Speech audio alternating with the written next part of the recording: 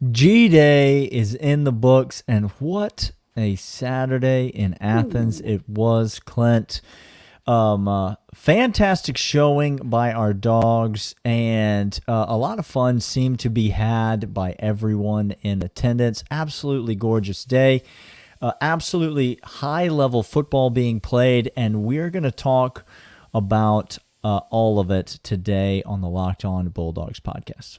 You are Locked On Bulldogs, your daily podcast on the Georgia Bulldogs. Part of the Locked On Podcast Network, your team every day.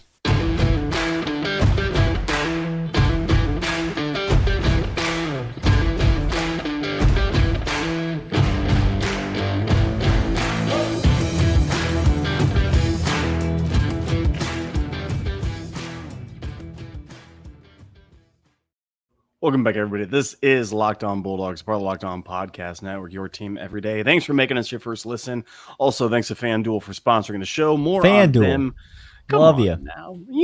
I'm about to make a lots of money on FanDuel. It's almost this football year. season, and so last year we call that the gains season. That's when we make gains in the sports book. That's exactly account. right. Daniel's going to have to click this thing off because my mouse has ceased working. It has just... I mean, we like FanDuel. They can hang around, but we'll get back to them in a little bit. It's fine. We'll get back to Let's talk about G-Day. Shall we? Let's talk about G-Day. It was quite a scene.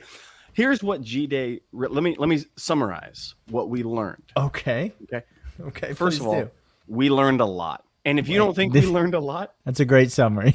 We learned a lot. Summarize what we learned. Well, I think I could summarize it in one word. A lot. A lot. It's a lot. Secondly, we found out about a few dudes we had question marks on, or possibly vague unknowns. We found out. Curiosities, let's call them. We had curiosities, and they were explored. Some of them have been explored to... we'll just see satisfactory places. FanDuel is back. They're out. No, the mouse has decided to catch back up. All right. If you're watching on YouTube, you can see what an executive producer would do for this podcast. And if you're listening on audio, thank you so much for doing that, for subscribing on whatever audio platform is yours of choice. All right. I think the best way to do this, Clint, there's so much we have to say about G-Day. This is going to need to cover multiple episodes. Okay. So we're going to need to do this because we want to give this conversation as much time to breathe as it can. So as much space to breathe, I should say. And so let's start at the top though, Clint, because one of the biggest things that we hoped to see this G-Day was in fact the three-headed monster that was the Georgia quarterback situation. And what happened, Daniel? What had happened is one of those heads came roaring, ate the other two, and they said, "You're done. They're dead and gone." Cute, but I'm here. And Carson Beck put his foot down. First of all, shame on us. Shame on you. Shame on me. You know what, Carson? Tapping my chest. That one's on me. It's on me. 0 interceptions for Carson Beck. 1 apiece for Brock Vandegrift and Gunnar Stockton. So no. Can I just say, please, Clint, Carson Beck throws one of the more beautiful footballs I have seen in a long time. And I'm giddy I am downright beside myself giddy. You and I last year when he came in and on the run to the right side, back corner end zone, lasered a ball in. We thought that's incredible. And then he came out and he, with poise and patience, saw the beautiful man Brock Bowers just on time, on target, with air underneath. He dropped that ball in. And I just yelped. I squealed like a pig. First drive, the comeback route to Marcus Rosemead. Oh my gosh. Marcus, we're not talking about receivers yet. I'm sorry. No, let's not. Getting don't get there because myself. we're just talking about the man, Carson Beck. Carson Beck established dominance in the game on Saturday. There is no quarterback competition. We said on this podcast, people are going to come out, they're going to overreact to what happened at G-Day. And guess what? And they did. We're people. I mean we. There is no quarterback competition. There is no controversy at quarterback. It wasn't the arm strength. You know that the arm strength is there. Okay? And he can throw a deep ball, and he can throw a deep ball with ease with accuracy. It was the finesse. It was the touch. As you said, it was the timing. My gosh. It was the poise in the pocket. It was the progression of reads, getting down to the check down, hitting Cash out in the flat a couple times. It was everything that you could go back to want. the read progression, because if you look at what Carson Beck did, I mean, second half, we're going to talk about later. The defense, Kirby was pissed at halftime. Like, legitimate. I'm not. He was pissed at halftime. Well, the defense wasn't showing. His defense was absolutely getting worked, and he went and yelled, and they came out and they did a thing. But it's also because Carson Beck was playing the majority of the snaps, in which he was not just going 1, 2. Sure, let's tuck it and run, or let's huck it up. He's going 1, 2, 3. Oh, they're all not there. Let's go back to 2 and let me nail 2 on a continuation route. It was incredible, his actual grasp of this offense. And we said it before. We're going to get to Bobo. We said Bobo was key on this because consistency is the key. Terminology is key. You're seeing it in Carson Beck, because now he is 10 times ahead of anybody else. Not in a new system. Not in a first-year offensive coordinator type situation. He knows this offense. He's ready. He's mentally prepared. It's his time, and he knows it. It was brought up again on Saturday, but Georgia fans already know this. Carson Beck was the second-string quarterback in 2021. Sure. He was the definitive backup to JT Daniels. And then JT Daniels went down, and the coaching staff said, "Not so fast, Carson Beck. We are going to bypass you on the depth chart. Even though you've been getting all the second-team reps, we're going to bypass you and put in a sure thing, a known commodity in Stetson Bennett." And Stetson Bennett never looked back, and Carson Beck never got an opportunity. The fact that this kid did not leave the program after that, no one would have faulted him for leaving the program after that. It was borderline disrespectful what happened to him. It certainly, as an athlete, would have been infuriating. Oh, could you imagine? Happened to him. No.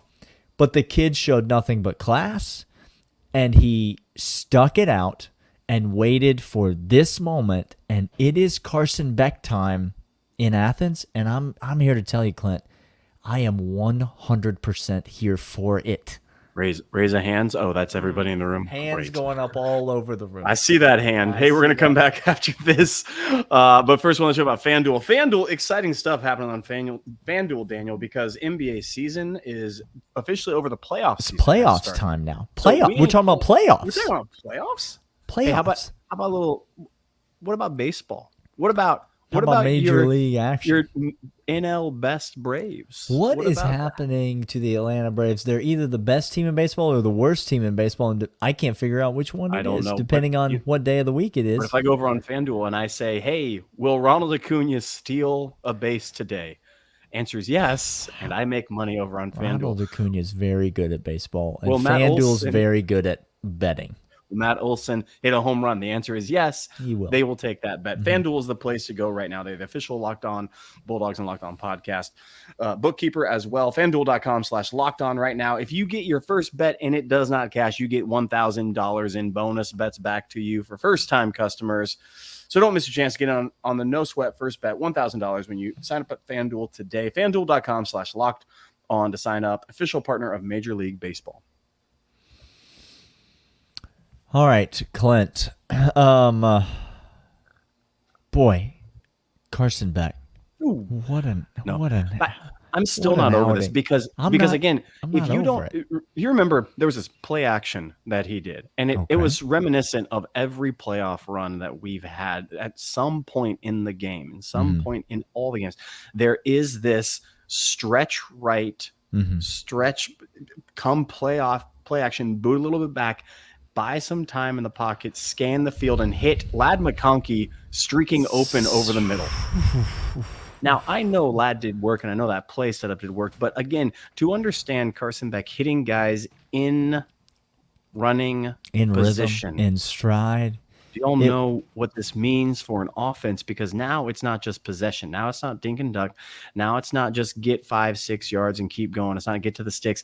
It's, oh no, there might be a home run on literally any given play. Yeah, and we're going to get to wide receivers. There's a lot of weapons in this offense, but it all cooks with Carson Beck. Let's talk about the other two guys, though, Clint, because two other guys in this conversation. So I'm gonna kick it over to you for this, and I will just ask the most general question I can think of, and see and give the people your thoughts. Your thoughts on the Brock Vandegrift, Gunnar Stockton, what I will call battle to be the backup quarterback at Georgia, and battle to be the guy that doesn't transfer, maybe? I don't know. I mean, a lot was made. I'm going to try to speak more words than what my brain and my eyeballs are telling me to make content for the podcast. It's good. Listen, we're at the 11-minute mark. We'd like this segment not to end right here. Okay, so the quarterback room says they're very strong. Matt Luke over there just quarterback room says they're very tight, they're very strong, best community they've seen in a long time. They're congratulating each other, and I believe all of that. I don't think that's a lie, because again, Carson Beck should have transferred last year. He did not. Carson Beck's leading that charge. I think he's leading by example in the way that he handled himself last year on the sidelines. Incredible. Yep. So you can say all that you want, but Brock Vandegrift is not going to start a single game in a UGA uniform. It's Gunnar Stockton after Carson Beck, and it was very evident. If you just look at the mechanics, if you just look at the receivers, where the ball was placed, I know that Vandegrift had completions, but they were not anywhere near accurate. They were not in rhythm. They were not, when he was supposed to throw outside to not lay out his receiver, he was throwing inside, and they were getting laid out all over the place. He wasn't reading. He wasn't picking it up. He would tuck it and run. He would bomb it when there. He got bailed out on a PI call. Brock Vandegrift is looking bad. He is looking lost. Gunnar Stockton, on the other hand, does not look lost. He's less experienced. He's got one spring under his belt. Like, it's not very, very green. But Gunnar is the dude.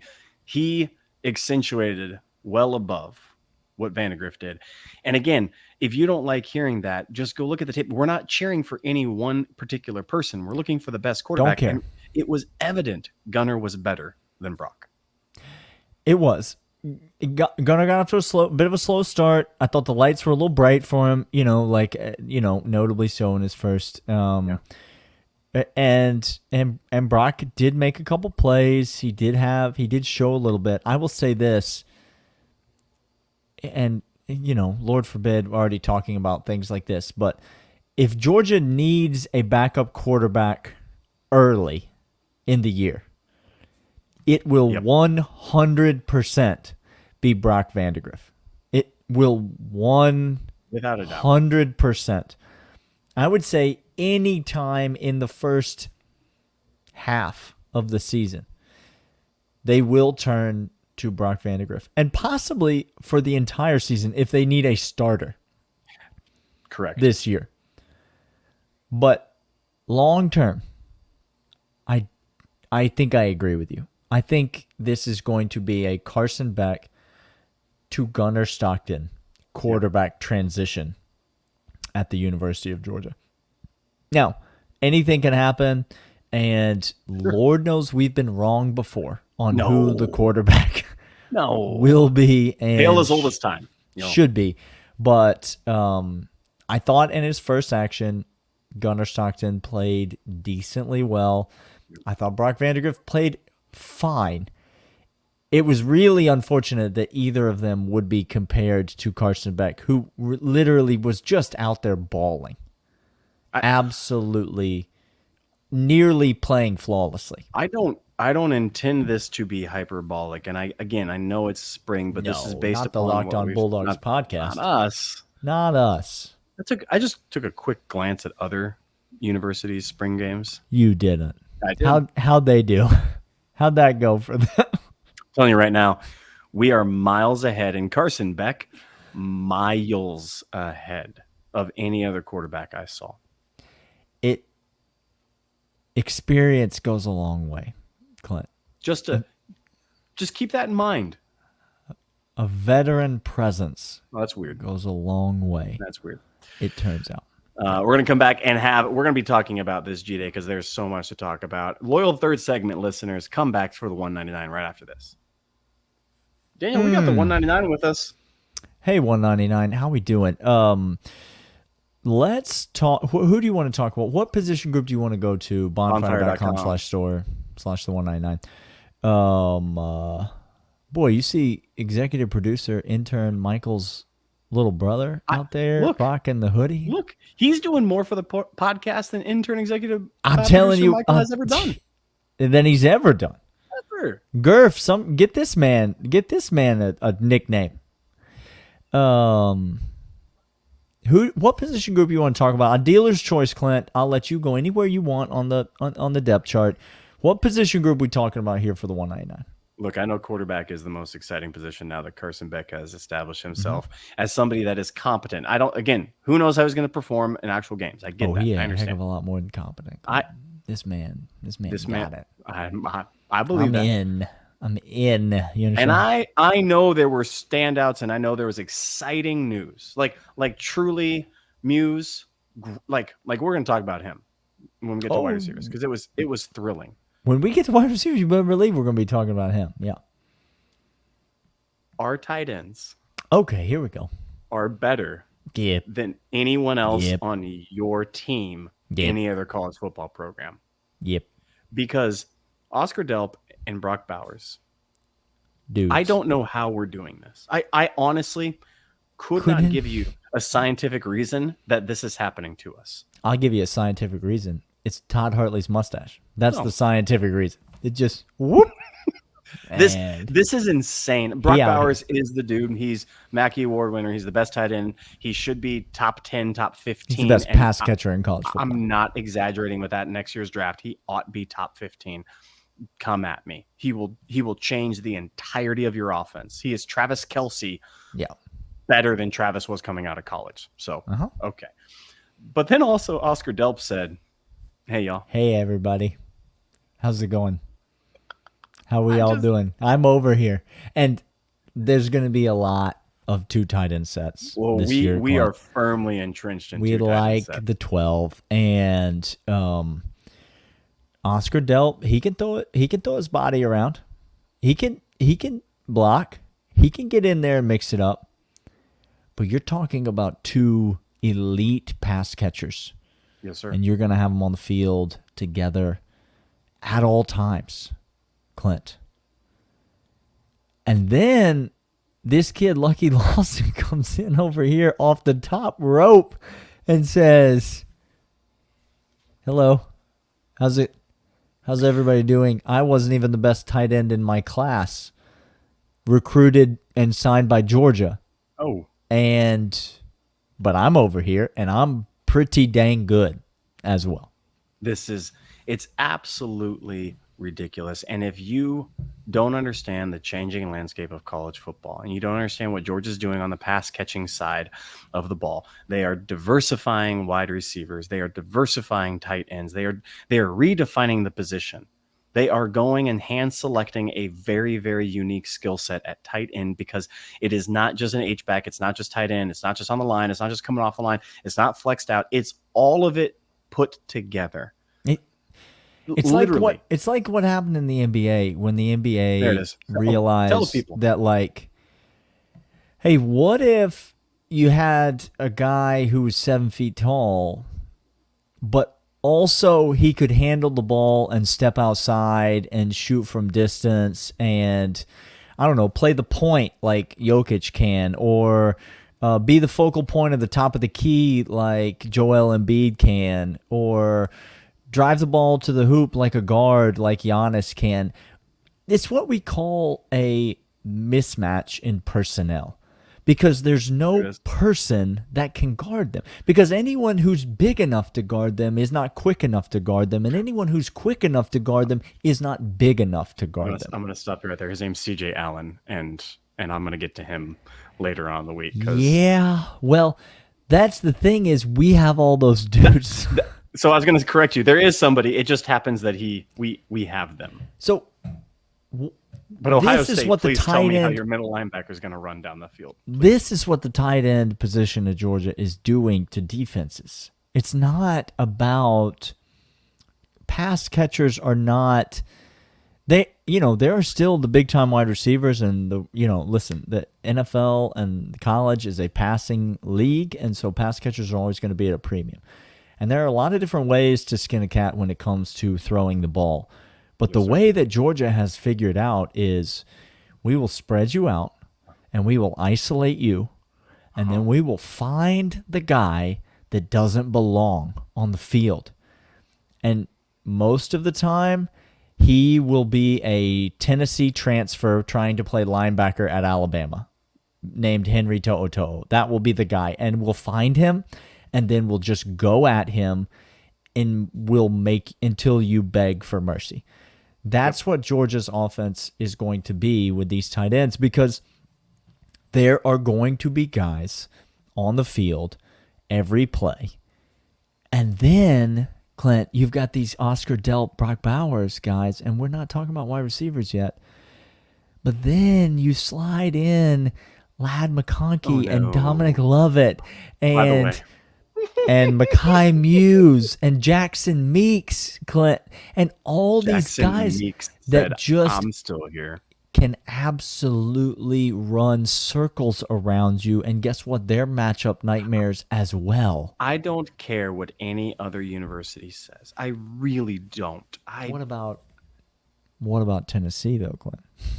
Do you care what they say? Because they won their bowl game. And had 11 wins last year. Have you thought about that? Have you ever thought about that? We have the best. They printed a book. We have the best offensive weapons in the nation. But what about Ohio State? They have Ryan Day, who's a savant. We have the best offensive weapons in the nation. Yeah, I mean, it's pretty exciting. It's pretty exciting time to be a Georgia fan, guys. We're gonna come back. This tight all end. This. Oh my gosh! Wait. Stop me if you've heard this before. It was the best in the nation last year. It's the best in the nation this year, and then next year it'll be the check best in about the 2024 recruiting class. Let's check in and see how we're doing it. Oh no. Oh no, we're just fine. No, we're doing fine. This has been Locked On Bulldogs, part of Locked On Podcast Network. Thanks, 199, for hanging in there with us. Loyal third segment. We will see you all tomorrow. See ya.